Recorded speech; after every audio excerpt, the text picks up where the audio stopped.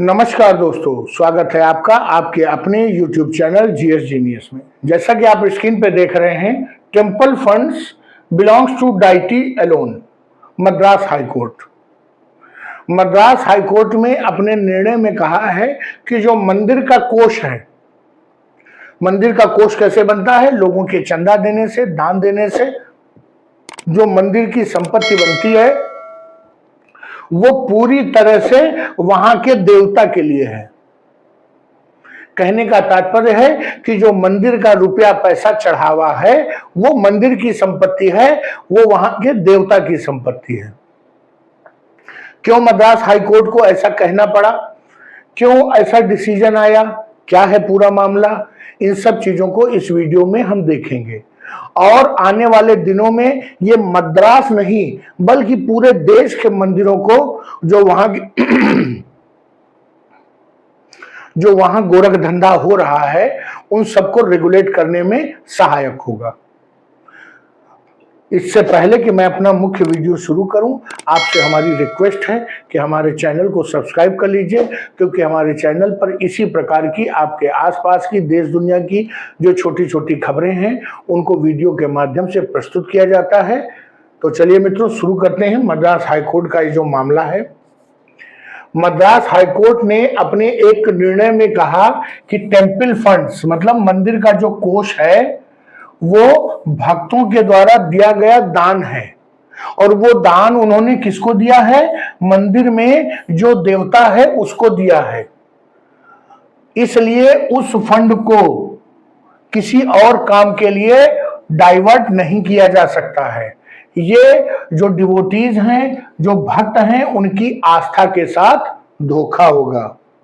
Court ने जोर देकर कहा कि मंदिर के फंड का इस्तेमाल पूरी तरह से धार्मिक और चैरिटेबल अर्थात लोगों के भले के लिए होना चाहिए, उसका कोई और दुरुपयोग नहीं होना चाहिए।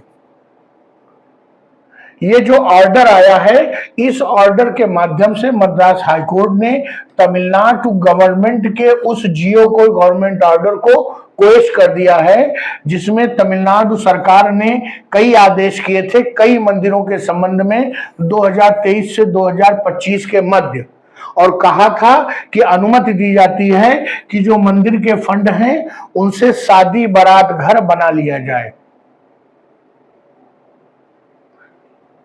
अब मद्रास हाई कोर्ट का फैसला आया है कि इससे शादी बारात घर नहीं बनाए जाएंगे।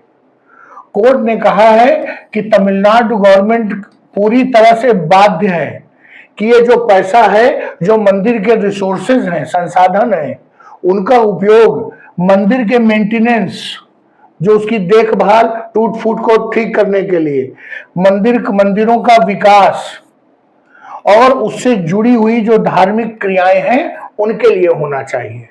मान लीजिए एक कोई समूह है मंदिरों का, कोई ऐसा धार्मिक संस्थान है जिसके कई जगहों पर मंदिर है, और किसी एक मंदिर में ज्यादा पैसा है, दूसरा नया है, उस मंदिर के पास पैसा नहीं है, तो इस मंदिर का पैसा उस मंदिर में यूज हो सकता है। लेकिन ऐसा नहीं है कि उस मंदिर का जो कोष है उसका प्रयोग कोई सरकार कर ले, या वहां पर जो ट्रस्टी बैठे हुए हैं वो उस पैसे का दुरुपयोग कर लें। आपको बताऊं, दक्षिण भारत में बहुत बड़े बड़े कई मंदिर हैं और उनके पास अकूत संपत्ति है, बहुत जमीन है, बहुत पैसा है, और सरकारों की हमेशा उन पर बुरी नजर रहती है। इसीलिए जो सरकार है समय समय पर उनके ट्रस्ट में खुद को शामिल करती हैं। जैसे आपको बता दूं कि जो तिरुपति बालाजी का मंदिर है आंध्र प्रदेश में, उसका ट्रस्टी मुख्यमंत्री होता है। मुख्यमंत्री किसी भी धर्म का हो, जैसे कि पहले ईसाई धर्म के थे, वो भी उस मंदिर के ट्रस्टी थे, और उन्होंने मंदिर फंड्स का, जो मंदिर का कोष था, उसका बहुत दुरुपयोग किया। तो मित्रों, और आपको बता दूं, ये तो दक्षिण भारत की कहानी है। उत्तर भारत के मंदिरों में सरकारों ने जिला अधिकारियों को ट्रस्टी बना रखा है देखभाल करने के लिए। जहां सरकारी कर्मचारी अधिकारी मंदिर में शामिल हुआ, उसका मकसद सिर्फ ये रहता है कि कैसे मंदिर से अधिक धन को खींचा जाए। इसीलिए आप देखोगे कि उत्तर भारत के मंदिर उतना विकसित नहीं है जितना कि दक्षिण भारत के मंदिर, क्योंकि यहां पर पूरी तरह से सरकार छोड़िए, यहां तो जो स्वयंभू अधिकारी जो खुद अपने आप में सरकार बने हुए हैं वो मंदिर में हस्तक्षेप करते हैं और इसकी अनुमति उनको सरकारों ने दे रखी है। कोर्ट ने बताया कि जो ये फंड्स हैं, मंदिर का जो कोष है, उसका उपयोग किसी कॉमर्शियल प्रोजेक्ट को कॉमर्शियल वेंचर के लिए नहीं होगा। कहने का तात्पर्य है कि जब मैरिज हॉल बनाए जाएंगे फिर वो मैरिज हॉल किराए पे उठाए जाएंगे, उससे और कमाया जाएगा। इस प्रकार के जो कॉमर्शियल व्यवसायिक गतिविधियों के स्रोत को बनाने के लिए नहीं किया जाएगा। कोर्ट ने ऑब्जर्व किया कि जो ये मंदिर का फंड है, ये जो दान करता है, जो भक्त हैं, उनके दान से बनता है।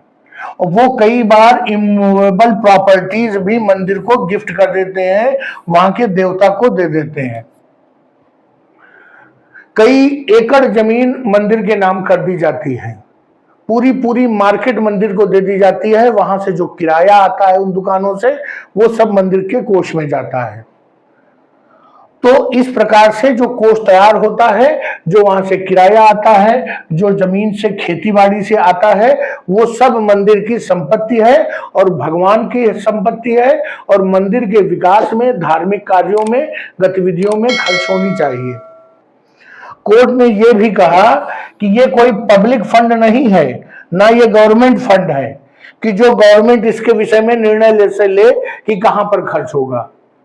इसलिए जो गवर्नमेंट ने पहले जो ऑर्डर दिए थे वो सब क्वेश्चन कर दिए हैं और कहा है कि वो सभी जो गवर्नमेंट के आदेश थे वो गलत थे, अवैध है। तो चलिए मित्रों, वीडियो को समाप्त करता हूं। बहुत बड़ी खबर है, आने वाले दिनों में इससे उम्मीद की जा रही है कि भारत में मंदिरों की दशा में कुछ सुधार आएगा। मित्रों, हमारी दी गई जानकारी, हमारा वीडियो अच्छा लगा हो तो वीडियो को लाइक करिए, चैनल को सब्सक्राइब करिए। धन्यवाद।